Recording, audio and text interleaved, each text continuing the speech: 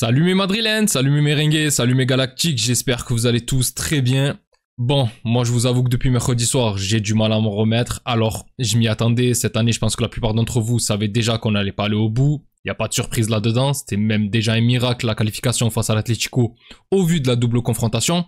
Et bon, comme j'ai dit à certaines personnes de mon entourage, quitte à sortir, c'est toujours mieux de sortir face à cette équipe d'Arsenal plutôt qu'en 8ème face à l'Atlético qui est ton rival, ou de passer pour sortir en demi-finale face au PSG.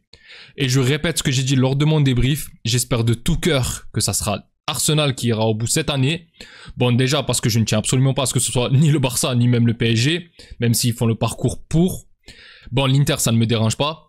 Et puis, c'est toujours moins douloureux de sortir face au futur vainqueur de la Ligue des Champions. Tu peux te dire que cette année-là, c'est la meilleure équipe et qu'elle méritait de l'emporter. Maintenant, bien sûr que sur le plateau qui nous reste, les 4 équipes méritent d'être là où elles sont hein, et sont potentiellement de futurs vainqueurs. Je ne vois pas vraiment une équipe qui se détache, à contrario des médias qui ne voient que le PSG ou le Barça.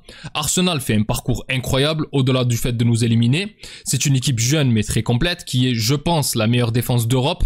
Et comme on dit souvent, une grande attaque te fait gagner des matchs, mais une grande défense te fait gagner des titres. Le PSG aussi est une équipe redoutable, on l'a bien vu. Et hormis son match retour face à Aston Villa, où leurs vieux démons ont ressurgi et où ils se sont fait très peur et pris un petit peu le match par-dessus la jambe, l'état d'esprit des Parisiens sur chaque rencontre depuis cette phase à élimination directe est impeccable. Et il ne faut pas oublier que leur jeu est incroyable et je pense réellement que la demi-finale va être d'un très haut niveau et très agréable à suivre. Et d'ailleurs c'est la même chose sur l'autre partie de tableau où on a plus ou moins la même configuration hein, avec d'un côté une équipe joueuse qui produit un très beau football avec le Barça face à une équipe plus solide, complète et en place avec l'Inter. Et d'ailleurs je pense honnêtement que l'Inter Milan est la pire équipe possible qu'aurait pu jouer le Barça sur cette demi-finale. Franchement, supporter du Real ou pas, je trouve que c'est le dernier carré logique de cette année qui me hype pas mal. Et malgré la déception de l'élimination, je pense que je vais soit faire un live, soit une vidéo pour faire le suivi des matchs qui restent. Enfin bref, cette introduction elle a duré ma vie, je m'excuse. Et on va tout de suite se reconcentrer sur le plus important, c'est-à-dire le match du Real Madrid face à Bilbao. Alors, en début de semaine, avant la rencontre face à Arsenal, j'avais clairement dit que pour moi cette semaine était cruciale pour le Real Madrid. C'était une semaine où le club espagnol pouvait littéralement tout perdre, hein, même s'il reste la finale de Coupe d'Espagne. Mais bon, à une semaine près, ça ne change pas grand-chose. Mais bref, tu pouvais être éliminé de la Ligue des Champions, ce qui est arrivé et qui a fait un grand bruit. Mais tu peux aussi, en cas de contre-performance face à Bilbao, faire tes adieux à la Liga. Alors, je le pense toujours, hein, même si au moment où j'enregistre cette vidéo, le Barça joue face au Celta Vigo et il y a un 3 partout. On verra comment tout cela va se terminer. Mais reste que pour moi, ce match est plus qu'important car tu joues face à une équipe qui, depuis le début de saison, est un sacré client dans cette Liga et fait un très beau parcours à l'image de celui de la saison dernière. Et heureusement qu'ils font pas mal de nuls, hein, sinon ils seraient dans tes pattes, puisque l'Athletic Club est actuellement 4ème de Liga avec un bilan très honnête de 15 victoires, 12 nuls et 4 défaites en 31 matchs. Donc on voit bien que le principal problème de cette équipe sont les matchs nuls, hein, parce que les 12 nuls c'est tout de même pas mal. Ils ont à peu près le même problème que celui d'Arsenal en PL. Maintenant si on regarde bien, on remarque que c'est une équipe qui n'a perdu que contre plus fort qu'elle et sur des détails.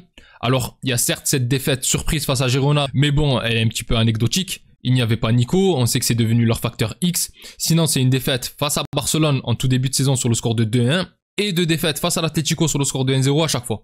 Donc bon, on ne peut pas dire que Bilbao passe souvent à côté de ces matchs. Sachant que de leur côté, sortent d'une assez bonne semaine, hein. Ils se sont qualifiés 2-0 face aux Rangers pour la demi-finale d'Europa League.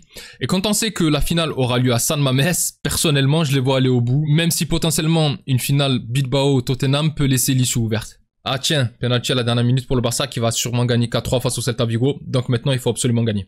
Enfin bref, une fois qu'on a dit tout ça, il n'y a pas de quoi être vraiment rassuré, hein. Sachant qu'au match aller, le Real Madrid s'est littéralement écroulé face à cette équipe de Bilbao qui les a baladés du début jusqu'à la fin, et où tu aurais pu t'en sortir, c'est ça le pire, parce qu'il y a ce penalty loupé par Mbappé, et bon il y a cette erreur à la toute fin de match de Valverde qui permet à Guruzeta de marquer le deuxième but. Mais bon déjà, tu ne peux pas lui en vouloir, hein. Il te sauve bien plus qu'il te plombe, hein. On est très loin d'un Vasquez. Et puis franchement, c'était mérité, hein. Je n'ai vu qu'une équipe sur le terrain sur la quasi-totalité de la rencontre. Bon, surtout en première période, hein, où c'était le néant. Et pour un point à ce moment-là, même si en fin de championnat, on peut se dire que chaque point compte, ce match a eu lieu il y a un moment et tu étais repassé premier avec pas mal d'avance sur tes concurrents entre-temps. Donc bon, ton classement n'est pas dû précisément à cette bourde de Valverde. Maintenant, mon but, ce n'est pas de ramener du pessimisme, loin de là, hein. Puisque d'un autre côté, en championnat, le Real Madrid au Bernabéu n'a plus perdu face à l'Athletic Club depuis février 2005. On peut dire que c'était une toute autre vie, ça fait plus de 20 ans. Et que depuis ce moment-là, le Real Madrid a enchaîné 19 matchs sans défaite. 16 victoires et 3 nuls. L'année dernière, par exemple, le Real Madrid s'est imposé 2-0 sur un doublé de Rodrigo. Et on peut espérer qu'après cette élimination en Ligue des Champions face à Arsenal et la victoire du Barça il y a quelques minutes face au Celta Vigo, les Madrilènes vont tout faire pour essayer d'arracher les 3 points devant leur public. Et pour ça, voilà la compo qu'on devrait avoir demain face au Basque. Alors, avec l'absence de Mbappé et les problèmes liés au milieu de terrain, je pense qu'Ancelotti pourrait repasser sur une formation semblable à celle de l'année dernière, qui a porté ses fruits. Et pour ça, je vois bien le retour d'un 4-4 de losange, que je voyais déjà face à Arsenal, mais qui n'a pas été mis en place, même si en vrai, je ne pense pas qu'il aurait changé grand-chose, au vu du retard accumulé lors du match aller. Mais demain, j'espère que ça sera le cas. Et de toute façon, je ne vois pas du tout Ancelotti faire jouer Hendrick à la place de Mbappé, donc bon, voilà. On devrait partir avec Courtois dans les buts, bien évidemment, avec devant lui la charnière habituelle, Rudiger Asensio. Sur les côtés, bon, Fran Garcia à gauche qui va avoir beaucoup de boulot, et il faut absolument Valverde à droite par contre, face à Nico Williams, parce que Vasquez va prendre un bouillon terrible sinon, et j'annonce que le match va très mal se terminer. Au milieu de terrain, Tchouaméni en pointe basse, avec Ceballos et Camavinga ou Modric plus haut. Moi, je mets Camavinga au vu de sa dernière rencontre et qui devrait être prêt après sa suspension face à Arsenal. Mais bon, si c'est Modric, honnêtement, ça me va très bien aussi. Et enfin, Bellingham derrière les deux attaquants comme l'année dernière, qui seront Rodrigo et Vinicius. Pour la partie prono, il faut une victoire du Real Madrid, hein, ce n'est pas négociable. 1-0, 2-1, 3-2, 3-1, on s'en fout, il va falloir juste gagner. Il n'y a plus de chichi à avoir, il faut juste arracher les points. Et pour les buteurs, pourquoi pas Rodrigo comme l'année dernière, qui devrait être un petit peu plus libre dans une attaque à 2.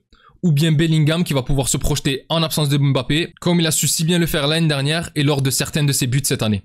Enfin bref, mes Galactiques, c'est tout pour moi concernant cet avant-match. Donnez-moi vos pronostics dans les commentaires.